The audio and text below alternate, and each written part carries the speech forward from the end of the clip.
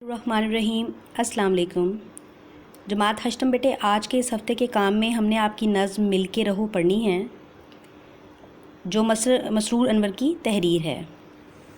بیٹے نظم مل کے رہو آپ کے سامنے ہے، میں اس کے تدریسی مقاصد آپ کے لیے پڑھنے لگی ہوں۔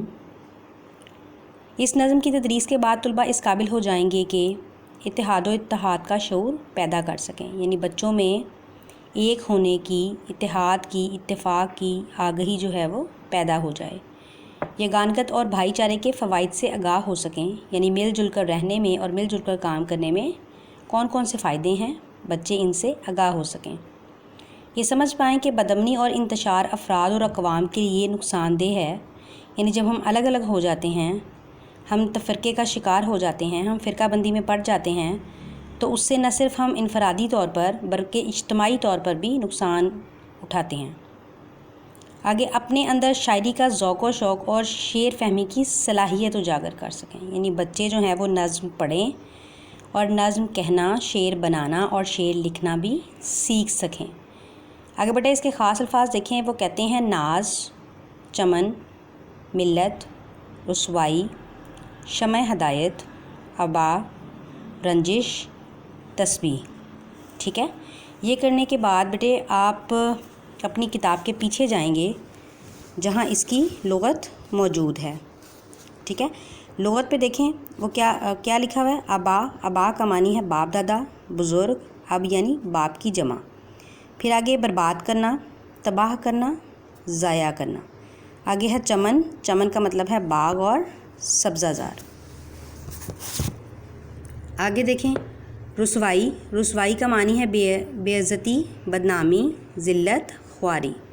رنجش کا معنی ہے رنج، آزورگی، انبن، بگاڑ، ناراضگی۔ فولاد نہایت سخت لوہا، مضبوط۔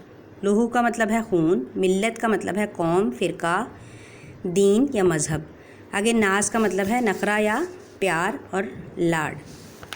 بیٹے دوبارہ جب آپ اپنے سبق پہ آؤ گے تو میں اس سبق کا مختصر مل کے رہو کا مختصر خلاصہ جو ہے وہ آپ کے سامنے بیان کروں گی، جو تمام اشعار کے حوالے سے ہوگا۔ اس کے بعد آپ سب بچوں کے پاس اپنی ریسورس بکس موجود ہیں، آپ نے اس کی تشریح وہاں سے تیار کر لینی ہے، اور جو اشعار میں آپ کو بتاؤں گی وہ اشعار آپ نے لکھنے بھی ہیں۔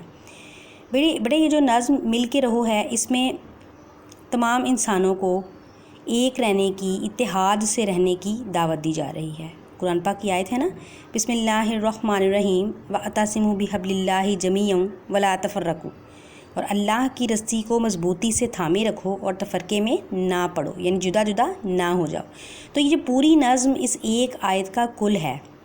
ٹھیک ہے، یعنی یہ سکھایا جا رہا ہے کہ جب ہم ایک رہتے ہیں، جب ہم ایک ہوتے ہیں، جب ہم اتحاد کے ساتھ رہتے ہیں، جب ہم اتفاق کے ساتھ رہتے ہیں، تو دنیا کی کوئی بھی طاقت جو ہے وہ ہمیں جدا نہیں کر سکتی۔ لیکن اس کے برعکس اگر ہم بدامنی کا شکار ہو جائیں، ہم تفرقہ بندی کا شکار ہو جائیں، ہم فرقوں میں بٹ جائیں، تو کیا ہوگا؟ تو کوئی بھی ہمیں آسانی سے شکست دے سکتا ہے۔ بڑے اس نظم میں تحریک پاکستان میں مسلمانوں کی جو قربانیاں ہیں ان کا ذکر کیا گیا کہ جب مسلمانوں نے پاکستان حاصل کیا تو انہوں نے کتنی قربانیاں دیں، ان کے گھر اجڑ گئے، ان کی جانیں قربان ہو گئیں، انہوں نے اپنے رشتے کھوئے، انہوں نے اپنا خون بہایا، اور اس خون بہانے کے ساتھ کیا ہوا کہ اتنا کچھ کرنے کے باوجود انہوں نے یہ وطن جو ہے وہ پاکستان حاصل کیا۔ یعنی یہ نظم ہمیں کیا درس دے رہی ہے؟ نظم ہمیں یہ درس دے رہی ہے کہ اگر ہم ایک قوم رہنا چاہتے ہیں، اگر ہم ایک ملت رہنا چاہتے ہیں، اگر ہم ایک فولاد کی طاقت بن کے رہنا چاہتے ہیں، تو ہمیں ایک تسبیح کے دانوں کی طرح رہنا ہوگا، اور اپنے آباء و اجداد کے جو طریقے ہیں، جو طرز ہے، ان کے اوپر چلنا ہوگا۔ تبھی ہم کامیابی حاصل کر سکیں گے، تبھی ہم دنیا میں فلاح پا سکیں گے، تبھی ہم دنیا میں خیر پا سکیں گے۔ ٹھیک ہے بیٹا، آپ نے کیا کرنا ہے؟ آپ نے یہ سارے اشعار جو آپ کے سامنے ہیں، آپ سب بچوں کے پاس بیٹے آپ کی ریسورس بکس موجود ہیں، آپ کو پتہ ہے نا آپ کے پاس آپ کی ریسورس بک موجود ہیں۔ آپ نے کیا کرنا ہے؟ آپ اپنی ریسورس بک سے اس کا مرکزی خیال اور خلاصہ جو میں نے آپ کے سامنے بھی بیان کیا ہے وہ، اور اس کے ساتھ آپ نے یہ اشعار کی تشریح یاد کر لینی ہے۔